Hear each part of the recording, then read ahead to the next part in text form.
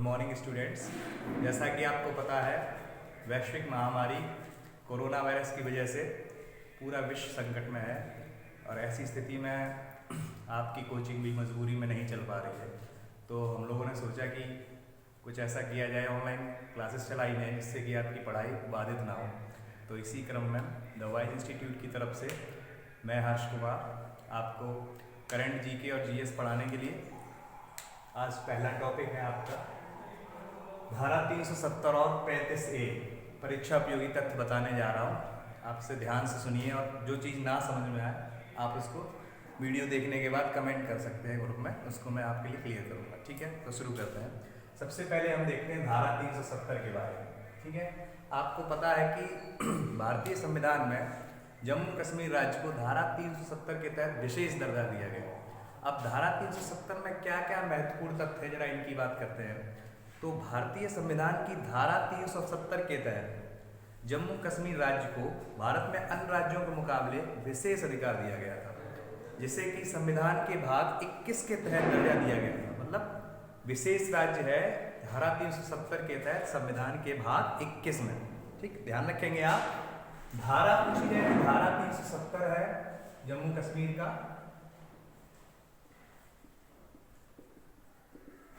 विशेष दर्जा, धारा 370। और भाग अगर पूछा जाए संविधान के किस भाग में, तो संविधान का भाग 21, धारा 370 और भाग 21 में जम्मू कश्मीर को विशेष राज्य का दर्जा दिया गया था। ये क्यों दिया गया था? भारत की आज़ादी के बाद बहुत से ऐसे राज्य थे, या आप कह सकते हैं छोटी छोटी रियासतें थी, जो अपने आप को भारत का हिस्सा नहीं मानती थी, अपने आप को भारत में शामिल नहीं मानती थी। तो इसी के क्रम में पूर्व प्रधानमंत्री जवाहरलाल नेहरू और जम्मू कश्मीर के महाराज हरी सिंह के मध्य एक समझौता हुआ। ये समझौता क्यों हुआ? क्योंकि आज़ादी के बाद जम्मू कश्मीर राज्य पर कुछ हमले होने लगे, जिनके लिए बहुत ही असुविधा होने लगी जम्मू कश्मीर के लोगों को। वहाँ पर कबीलियाई हमले होने लगे, जिससे कि वो अपने आप को असुरक्षित महसूस करने लगे। तो इस परिस्थिति से निपटने के लिए वहाँ के राजा थे हरी सिंह। तो हरी सिंह ने जवाहरलाल नेहरू के साथ एक समझौता किया और इस समझौते के बाद धारा 370 को 26 जनवरी 1957 को लागू किया गया। कब किया गया? धारा 370 को 26 जनवरी 1957 को लागू किया गया। 26 जनवरी 1957 को लागू किया गया।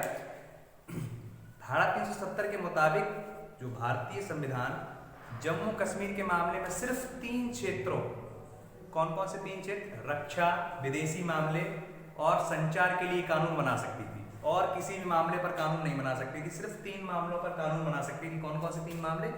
जो भारतीय संविधान है उसके 3 मामले पर कानून बन सकते थे। कौन कौन से 3 मामले हैं? रक्षा, संचार और विदेशी मामले। इन 3 मामलों पर भारतीय संविधान के द्वारा जम्मू कश्मीर में सिर्फ 3 मामलों पर कानून बन सकते थे। इसके अलावा किसी कानून को लागू करने के लिए राज्य सरकार की मंजूरी चाहिए। इसके अलावा अगर कोई भी कानून वहां लागू करना है तो उसके लिए राज्य सरकार की मंजूरी होना आवश्यक था। सिर्फ भारत सरकार या भारतीय संविधान 3 मामलों में अपना कानून बना सकता था: रक्षा, संचार और विदेशी मामले। ठीक है, अब आर्टिकल 370 या धारा 370 के तहत कौन कौन से प्रावधान थे, जरा हम उनकी बात करते हैं। तो पहला ये था कि जम्मू कश्मीर के जो नागरिक होंगे उनके पास दोहरी नागरिकता होगी। जैसे आपने पढ़ा है, भारत के जितने भी नागरिक हैं, हम आप हैं, हमारे पास एकल नागरिकता होती है। और एकल नागरिकता का मतलब हम सिर्फ, जब भी नागरिकता पूछी जाती है तो हम सिर्फ बोलते हैं हम भारतीय हैं। लेकिन जम्मू कश्मीर के नागरिकों के पास दोहरी नागरिकता का प्रावधान था, मतलब कि वो जम्मू कश्मीर के भी नागरिक होते थे और भारत के नागरिक भी होते थे। ठीक है, जम्मू कश्मीर राज्य का अलग अपना एक राष्ट्र ध्वज होता था, जो कि किसी अन्य राज्य का नहीं है। ये धारा 370 के विशेष दर्जे की वजह से इनका अलग राष्ट्र ध्वज होता था। ठीक है, जैसा आपको पता है कि हर एक राज्य की विधानसभा का कार्यकाल, विधानसभा मतलब मुख्यमंत्री का जो निर्वाचन होता है, विधानसभा का कार्यकाल सिर्फ 5 वर्ष का होता है। अपने यहाँ पर मुख्यमंत्री जो होता है, विधानसभा का अध्यक्ष, विधानसभा का जो प्रमुख होता है मुख्यमंत्री, वो 5 वर्ष के लिए चुना जाता है। लेकिन जम्मू कश्मीर राज्य में यह प्रावधान था, जो अब खत्म हो चुका है। जम्मू कश्मीर राज्य में यह प्रावधान था कि वहाँ की जो विधान सभा का कार्यकाल है वो 6 वर्षों का होता था। जम्मू कश्मीर की विधानसभा पूरे भारत में 5 वर्ष का होता था, पूरे भारत में। लेकिन जम्मू कश्मीर में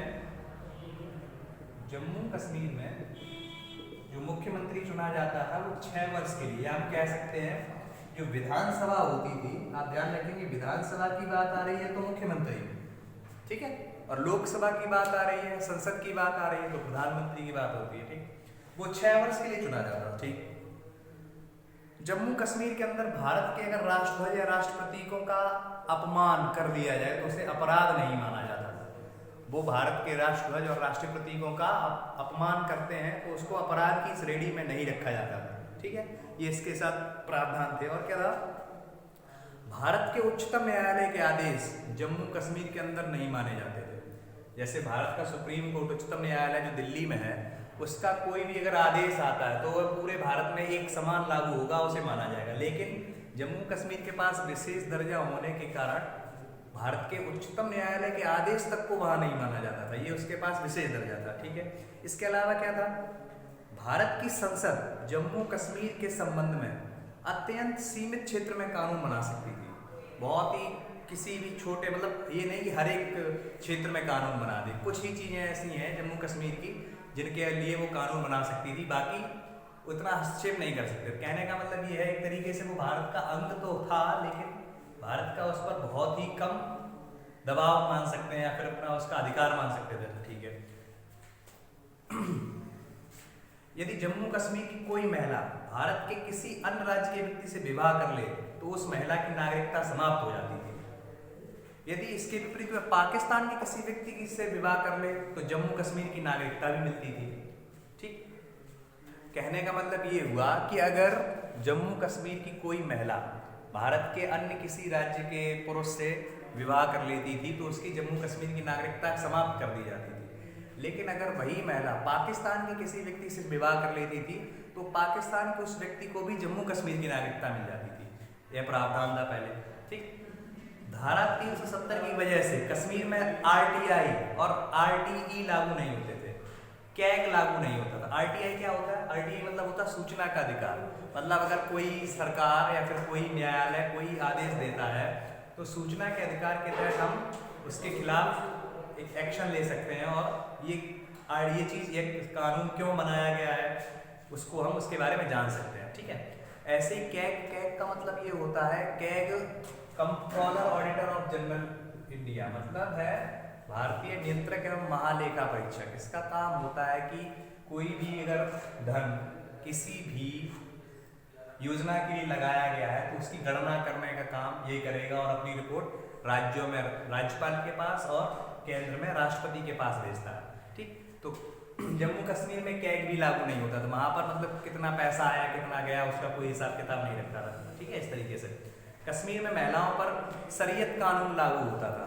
कुछ ऐसे कानून जो कि महिलाओं के खिलाफ होते थे, इस्लाम धर्म के, वो कानून लागू होते थे, ठीक है। कश्मीर में पंचायत के अधिकार नहीं थे, मतलब ग्राम पंचायतें जैसे होती हैं, ग्राम सभाएं होती हैं, वहाँ पर ऐसा कुछ नहीं था, ठीक। तो ये सब थे आर्टिकल 370 के तहत, ठीक है।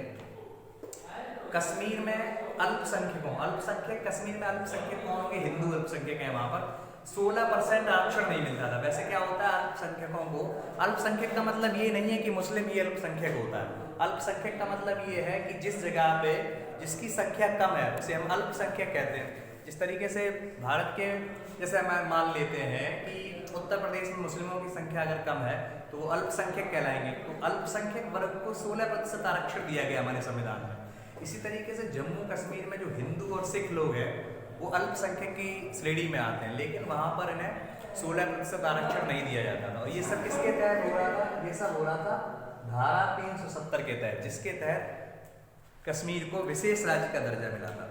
धारा 370 के तहत ही कश्मीर में बाहर के लोग जमीन नहीं खरीद सकते थे। ये तो आपको पता होगा, अभी जब धारा 370 हटी थी तो बहुत इसके ऊपर जोक्स बनाए गए कि हम वहाँ का जगह खरीद सकते कर सकते हैं, लेकिन धारा 370 के तहत क्या था कि कश्मीर के बाहर के लोग, किसी भी अन्य राज्य के लोग कश्मीर में जगह नहीं खरीद सकते थे, ठीक है, ठीक। और धारा 370 की वजह से ही पाकिस्तानियों को भारत की नागरिकता मिल जाती थी। इसके लिए सिर्फ क्या करना था, पाकिस्तानियों को कश्मीर की लड़की से शादी कर लीजिए, आपको कश्मीर की नागरिकता मिल जाती थी। लेकिन अगर वहीं कोई भारत का किसी राज्य का व्यक्ति वहाँ की लड़की से शादी करता था तो उस लड़की की भी नागरिकता खत्म हो जाती थी। तो ये सब चीज़ें जो मैंने आपको बताई ये धारा 370 के तहत थी। एक बार मैं फिर से बता दूं कौन कौन सी चीज़ें धारा 370 के तहत थी। पहला पॉइंट मैंने बोला आपको, जम्मू कश्मीर के लोगों के पास दोहरी नागरिकता होती है। ध्यान से सुनेंगे, दोहरी नागरिकता मतलब वो जम्मू कश्मीर का भी नागरिक होगा और भारत का भी होगा। ठीक, इसके अलावा जम्मू कश्मीर का खुद का एक राष्ट्रध्वज अलग होता था। ठीक है, वहाँ की विधानसभा का कार्यकाल 6 वर्षों का होता है, जबकि अन्य सभी राज्यों में 5 वर्षों का होता है। ठीक, इसी तरीके से जम्मू कश्मीर के नागरिक भारत के राष्ट्रध्वज और राष्ट्र प्रतीकों का अगर अपमान करते हैं तो उसे अपराध की श्रेणी में नहीं रखा जाता था। ऐसे ही उच्चतम न्यायालय के आदेश जम्मू कश्मीर में अमान्य होते थे। ठीक है, और संसद जो थी, भारत की संसद जम्मू कश्मीर बहुत ही सीमित कानून बना सकती थी, लिमिटेड कह सकते हैं, लिमिटेड कानून बना सकती थी। ठीक है, और मैंने एक बता ही दिया, वहाँ ज़मीन नहीं खरीद सकते हो। और दूसरा मैंने बताया कि अगर किसी महिला से पाकिस्तानी व्यक्ति शादी कर लेता है तो वहाँ की उसको, पाकिस्तानी को भी भारत की कश्मीर की नागरिकता मिल जाती थी। लेकिन अगर कोई भारत का व्यक्ति जो कश्मीर का नहीं है उससे शादी करता था तो उस महिला की नागरिकता भी समाप्त हो जाती थी। तो ये धारा 370 के तहत जम्मू कश्मीर को विशेष दर्जा दिया गया था। ये कैसे हुआ था, इसका समझौता किसके किसके बीच हुआ था, मैंने आपको बताया तत्कालीन प्रधानमंत्री जवाहरलाल नेहरू और उसी समय के कश्मीर के राजा हरी सिंह के बीच हुआ था। तो भारतीय संसद या संविधान जो है वो सिर्फ 3 मामलों में जम्मू कश्मीर में कानून बना सकता था, रक्षा, संचार और विदेशी मामलों से संबंधित। ठीक है, इतना तो था धारा 370 में। अब हम देखेंगे धारा 35A क्या है। धारा 35A क्या है, ठीक है। अब धारा 370 के बारे में हमने पढ़ लिया कि जम्मू कश्मीर को विशेष दर्जा दिया गया है धारा 370 के तहत। अब हम पढ़ेंगे अनुच्छेद 35A क्या है। अनुच्छेद 35A में क्या क्या प्रावधान है, ये भी जम्मू कश्मीर राज्य को विशेष दर्जा देता है। ठीक है, तो आर्टिकल 35A संविधान में शामिल वह प्रावधान था जो जम्मू कश्मीर के विधानमंडल को, विधानमंडल का मतलब है वहाँ की जो राज्य सरकार है, विधानमंडल को यह अधिकार प्रदान करता था कि वहाँ की जो राज्य सरकार है वो यह तय कर सकती है कि जम्मू कश्मीर का स्थायी निवासी कौन है, कौन व्यक्ति जम्मू कश्मीर का स्थायी निवासी, वहाँ का परमानेंट रहने वाला है। ठीक है, ये कौन डिसाइड करता है, जम्मू कश्मीर की विधानमंडल मतलब राज्य सरकार। ठीक, और किसे सार्वजनिक क्षेत्र में नौकरियों में आरक्षण दिया जाएगा, राज्य सरकार ही तय करेगी किसे आरक्षण दिया जाएगा, किसे नहीं दिया जाएगा। राज्य सरकार ही तय करेगी कि कौन वहाँ का स्थायी निवासी है, कौन नहीं है। और राज्य सरकार ही यह तय करेगी किसे संपत्ति खरीदने का अधिकार होगा, किसे जम्मू कश्मीर विधानमंडल चुनाव में वोट डालने का अधिकार होगा। ये सब वहाँ का विधानमंडल तय करता था। भारतीय संविधान, भारतीय संसद, केंद्र सरकार कुछ इन मामलों में कोई हस्तक्षेप नहीं कर सकती थी। वो सिर्फ 3 मामलों में हस्तक्षेप कर सकती थी। कौन कौन से मैंने आपको पहले बताया, रक्षा, ठीक है, रक्षा, विदेशी मामले और संचार। इन 3 को छोड़कर भारतीय संविधान वहाँ पर किसी भी मामले में हस्तक्षेप नहीं कर सकता था। ठीक, और बाकी जो बचे हुए थे प्रावधान अनुच्छेद 35A के तहत राज्य के विधानमंडल को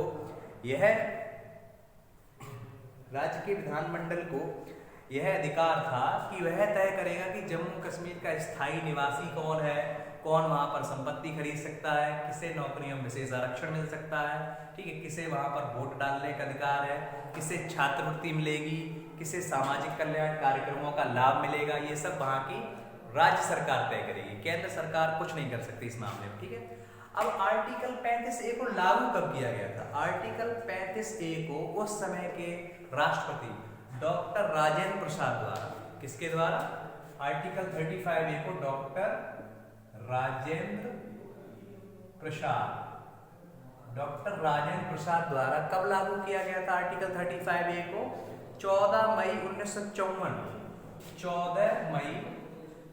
1954 को एक प्रस्ताव पारित करके संविधान में जोड़ दिया गया था। कब जोड़ा गया था?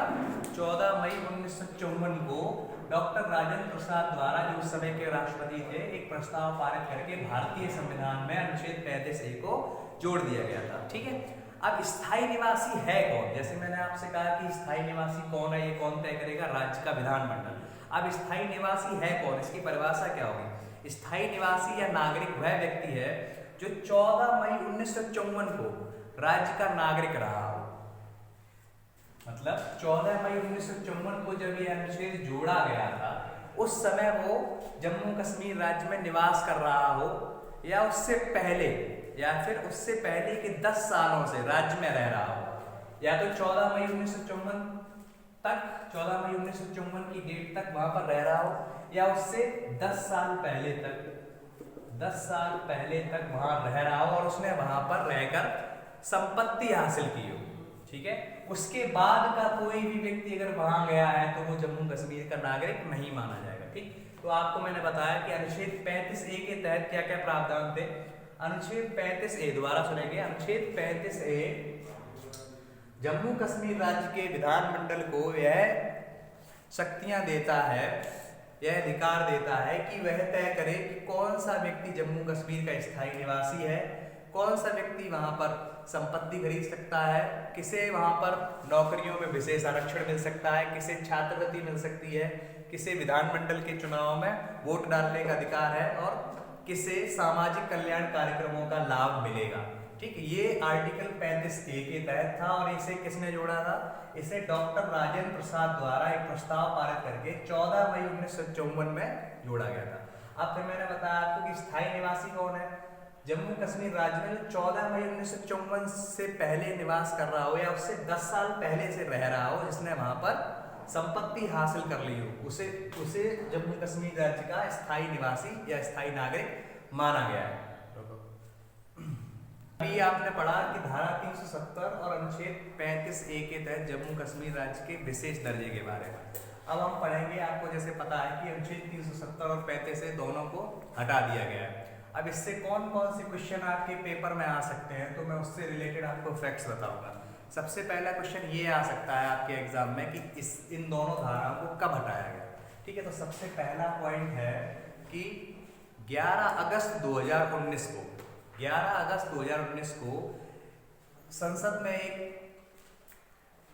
विधेयक पारित किया गया जिसका नाम था जम्मू कश्मीर पुनर्गठन विधेयक 2019। विधेयक पारित किया गया 11 अगस्त 2019 को। इस विधेयक का नाम था जम्मू कश्मीर पुनर्गठन विधेयक। ठीक है, और इस विधेयक को 11 अगस्त 2019 को, आपको पता होगा कि किसी भी विधेयक को कानून तभी माना जा सकता है जब उस पर राष्ट्रपति की मंजूरी मिल जाती है। तो 11 अगस्त 2019 को, और जब तक किसी भी विधेयक पर राष्ट्रपति अपना मंजूरी नहीं देता है तब तक वह विधेयक पारित नहीं माना जाता है। ठीक, तो 11 अगस्त 2019 को राष्ट्रपति रामनाथ कोविंद ने इस विधेयक को पारित कर दिया। विधेयक का नाम था जम्मू कश्मीर पुनर्गठन। पुनर्गठन का मतलब है दोबारा से उसको गठित किया जाएगा। पुनर्गठन विधेयक 2019। ठीक है, जम्मू कश्मीर पुनर्गठन विधेयक 2019। इसके तहत क्या हुआ, जैसे ही विधेयक पारित हुआ 11 अगस्त 2019 को, जैसे ही विधेयक पारित हुआ तो जम्मू कश्मीर राज्य का विशेष दर्जा समाप्त हो गया। विशेष दर्जा समाप्त होने का मतलब क्या है? विशेष दर्जा समाप्त होने का मतलब है कि धारा 370 और अनुच्छेद 35A दोनों ही समाप्त हो गए। जैसे भारत के अन्य राज्य हैं उसी तरीके से अब जम्मू कश्मीर ही भारत का एक राज्य बन गया। ठीक है, जम्मू कश्मीर से धारा 370 विधेयक हटाने के लिए सबसे पहले हमारे तत्कालीन गृह मंत्री अमित शाह ने 5 अगस्त 2019 को 5 अगस्त 2019 को राज्यसभा में यही वाला विधेयक, इसे बोलेंगे जम्मू कश्मीर पुनर्गठन विधेयक, पेश किया। आपको पता होना चाहिए कि जब विधेयक एक सदन में जाता है, वहां से पारित होता है तो दूसरे सदन में जाता है। जब दोनों सदन विधेयक को पारित कर देते हैं तब वो राष्ट्रपति के पास पहुंचता है अंतिम अनुमति के लिए। ठीक है, तो हमने पहले बताया कि 11 अगस्त 2019 को राष्ट्रपति रामनाथ कोविंद ने विधेयक को पारित कर दिया और जम्मू कश्मीर राज्य का विशेष दर्जा समाप्त हो गया। आर्टिकल 370 और 35 ये दोनों समाप्त हो गए। लेकिन आपसे क्वेश्चन ये पूछा जा सकता है कि इस विधेयक को संसद के किस सदन में और कब पेश किया गया और किसके द्वारा पेश किया गया? तो सबसे पहले जम्मू कश्मीर पुनर्गठन विधेयक को गृह मंत्री अमित शाह ने 5 अगस्त 2019 को राज्यसभा में पेश किया। सबसे पहले कहाँ पेश किया? राज्यसभा में। राज्यसभा में जब पेश किया, अब क्वेश्चन आपसे ये पूछ सकता है इस विधेयक के पक्ष में कितने वोट पड़े और विपक्ष में कितने वोट पड़े।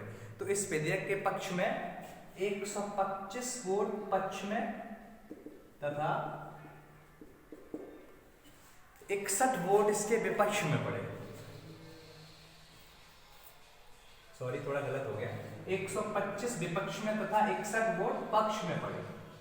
आपको पता होना चाहिए कि जो राज्यसभा होता है वो संसद का उच्च सदन होता है और उसमें विरोध भी ज्यादा होता है, किसी विधेयक का विरोध होता है। लोकसभा में क्या होता है कि जो जनता द्वारा लोग चुने जाते हैं, जिसकी सरकार होती है, उनका बहुमत रहता है। लेकिन राज्यसभा में ऐसा नहीं होता, हर एक राज्यों का प्रतिनिधित्व करने के लिए सदस्य होते हैं। ठीक है, तो क्या हुआ, राज्य सरकार जब राज्यसभा में गृह मंत्री अमित शाह ने 5 अगस्त 2019 को जम्मू कश्मीर पुनर्गठन विधेयक को डाला, तो राज्यसभा में जब इसे पहले पेश किया गया तो इसके विपक्ष में 125 वोट पड़े तथा 61 वोट इसके पक्ष में पड़े। अब यहां से जब यह राज्यसभा में से पारित होकर लोकसभा में पहुंचा, तो लोकसभा में जो कि सरकार का सदन कह सकते हैं, इसे निम्न सदन कह सकते हैं, लोकसभा में इसके 6 अगस्त 2019 को इसे लोकसभा में पेश किया गया। 6 अगस्त 2019 को इसे लोकसभा में पेश किया गया। लोकसभा में 6 अगस्त 2019 को पेश किया गया और लोकसभा में पेश होने पर इसके पक्ष में 370 वोट पड़े, 370 पक्ष में, जबकि 70 वोट इसके विपक्ष में पड़े। ठीक है, 70 विपक्ष में और 370 पक्ष में। तो यहां से भी ये पारित हो गया। जब ये दोनों सदनों से पारित हुआ तो पारित होने के बाद राष्ट्रपति के पास 11 अगस्त 2019 को पहुंचा, जिस पर राष्ट्रपति ने अपनी अनुमति दे दी और यह विधेयक एक कानून बन गया। इसके तहत धारा 370 और 35A को हटा दिया गया। अब जब हटा दिया गया तो जम्मू कश्मीर पर, इसकी भौगोलिक स्थिति पर और राजनीतिक स्थिति पर क्या असर पड़ा, जरा हम इसके बारे में देखते हैं। अब जम्मू कश्मीर राज्य 2 केंद्र शासित प्रदेशों में बट गया, जो कि पहले जम्मू कश्मीर एक राज्य था। अब जैसे ही धारा 370 और 35A खत्म हुई तो जम्मू कश्मीर राज्य अब राज्य ना रहकर केंद्र शासित प्रदेशों में बट गया और 2 केंद्र शासित प्रदेश हो गए। कौन कौन से? जम्मू कश्मीर एवं लद्दाख। लद्दाख को अलग कर दिया गया, जम्मू कश्मीर और लद्दाख 31 अक्टूबर 2019 से। कब से हुए ये? 31 अक्टूबर 2019 से। जैसे ही ये विधेयक पारित हुआ वैसे ही जम्मू कश्मीर राज्य का विशेष दर्जा समाप्त हुआ और जम्मू कश्मीर राज्य को 2 नए केंद्र शासित प्रदेशों में बांट दिया गया। केंद्र शासित प्रदेश बना दिए गए, ध्यान रखेंगे। और जो कौन कौन से केंद्र शासित प्रदेश बने? जम्मू कश्मीर और लद्दाख। कब? 31 अक्टूबर 2019 को। जैसे ही ये राज्य से केंद्र शासित प्रदेश में बटा तो वैसे ही भारत में अब 28 राज्य हो चुके हैं और 9 केंद्र शासित प्रदेश। अब भारत में राज्यों की संख्या 28 है और केंद्र शासित प्रदेशों की संख्या 9 हो गई है। अब भारत में जो वर्तमान केंद्र शासित प्रदेश जम्मू कश्मीर है, इसमें जिलों की संख्या पूछ ले बाई चांस, तो इसमें 22 जिले हैं। वर्तमान में जम्मू कश्मीर में 22 जिले हैं और लद्दाख में 2 जिले हैं। इसको जरूर पूछा जा सकता है कि लद्दाख में कौन कौन से जिले हैं। लद्दाख में 2 जिले हैं, लेह और कारगिल। लद्दाख में 2 जिले रह गए, लेह और कारगिल। ठीक है, इसी तहत अब क्या क्या हुआ, हमने आपको पहले बताया था कि धारा 370 के तहत जम्मू कश्मीर में विधानमंडल का कार्यकाल 6 वर्ष का होता था। लेकिन जैसे ही इसका विशेष दर्जा समाप्त हुआ तो अब जम्मू कश्मीर का विधानमंडल का कार्यकाल भी 5 वर्ष का होगा। अब भारत का नागरिक जम्मू कश्मीर के अंदर किसी भाग में जमीन खरीद सकेगा। ठीक है, और अब यहाँ पर पहले तो मुख्यमंत्री होता था जम्मू कश्मीर का। अब जब केंद्र शासित प्रदेश होते हैं उनमें मुख्यमंत्री नहीं है, इसमें सिर्फ दिल्ली को छोड़कर और पुडुचेरी को छोड़कर जम्मू कश्मीर में अब उपराज्यपाल काम करेंगे और लद्दाख में कार्यकाल राज्यपाल संभालेंगे। ठीक है, जम्मू कश्मीर में उपराज्यपाल और लद्दाख में राज्यपाल कार्यकाल संभालेंगे, इनका शासन होगा। कहने का मतलब ये हुआ। अब धारा 370 हटने के समय जम्मू कश्मीर के राज्यपाल सत्यपाल मलिक थे। उस समय जब धारा 370 हटी थी तब तो ये राज्य था, तो यहाँ के राज्यपाल उस समय सत्यपाल मलिक थे। ठीक है, अभी मैंने बताया कि धारा 370 लगे होने के कारण वहां पर आरटीआई लागू नहीं होती थी, कैग लागू नहीं होता था, अनुच्छेद 356, अनुच्छेद 360 लागू नहीं होते थे। लेकिन जैसे ही धारा 370 को हटाया गया और 35A को हटाया गया, तो अब वहां पर जम्मू कश्मीर में भी कैग लागू हो जाएगा। ठीक है, धारा 300 अनुच्छेद 356 लागू हो जाएगा। अनुच्छेद 356 क्या होता है आपको पता है, राष्ट्रीय आपातकाल। ठीक है, और सॉरी राष्ट्रीय आपातकाल नहीं, इसको बोलते हैं राष्ट्रपति शासन। 356 में राष्ट्रपति शासन होता है। पहले राष्ट्रपति शासन नहीं लग सकता था जम्मू कश्मीर में। और अनुच्छेद 360 वित्तीय आपातकाल। ठीक, और कैग लागू हो जाए। तो कहने का मतलब ये हुआ कि जैसे ही जम्मू कश्मीर राज्य का विशेष दर्जा हटाया गया, तो क्या क्या परिवर्तन आए हैं आपको ये ध्यान रखना पड़ेगा। ठीक, एक बार मैं फिर से बता रहा हूँ कि धारा 370 और 35A को कब हटाया गया। 11 अगस्त 2019 को राष्ट्रपति रामनाथ कोविंद ने जम्मू कश्मीर पुनर्गठन विधेयक को जैसे ही पारित किया, उसी के साथ जम्मू कश्मीर से धारा 370 और 35A को हटा दिया गया। ठीक है, इस विधेयक को सबसे पहले पेश किसने किया। इस विधेयक को सबसे पहले तत्कालीन गृह मंत्री अमित शाह ने 5 अगस्त 2019 को राज्यसभा में पेश किया। राज्यसभा में इसके विपक्ष में 125 वोट तथा पक्ष में 61 वोट पड़े। फिर इसके बाद अगले दिन लोकसभा में इसे पेश किया गया 6 अगस्त 2019 को। उसमें 370 वोट पक्ष में और 70 वोट विपक्ष में पड़े। ठीक है, दोनों सदनों से पास होने के बाद 11 अगस्त 2019 को राष्ट्रपति रामनाथ कोविंद की अनुमति मिलते ही है विधेयक पारित समझा गया और जम्मू कश्मीर से धारा 370 और 35A को हटा दिया गया। ठीक, हटने के बाद क्या हुआ, जम्मू कश्मीर राज्य 2 केंद्र शासित प्रदेशों में बट गया, जम्मू कश्मीर एवं लद्दाख। कब से, 31 अक्टूबर 2019 से। और भारत में 28 राज्य और 9 केंद्र शासित प्रदेश हो गए। ठीक है, जम्मू कश्मीर राज्य में 22 जिले हैं और लद्दाख में 2 जिले, लेह और कारगिल। जम्मू कश्मीर का कार्यकाल या शासन उपराज्यपाल संभालेंगे और लद्दाख में राज्यपाल नियुक्त किया जाएगा। इसके साथ ही और वहाँ की विधानमंडल कह सकते हैं, वहाँ का विधानमंडल जो होगा उसका कार्यकाल 5 वर्ष का रह जाएगा, जो कि पहले 6 वर्ष का होता था। ठीक है, और धारा 370 और 35A हटने से वहाँ पर कैग, अनुच्छेद 356 और अनुच्छेद 360 को लागू किया जा सकता है। ठीक है, ये कुछ था आज का टॉपिक। अगर आपको समझ में आया तो ठीक है, वरना अगर नहीं समझ में आ रहा है तो आप कमेंट कर सकते हो, उसको दोबारा समझा दिया जाएगा। Thank you.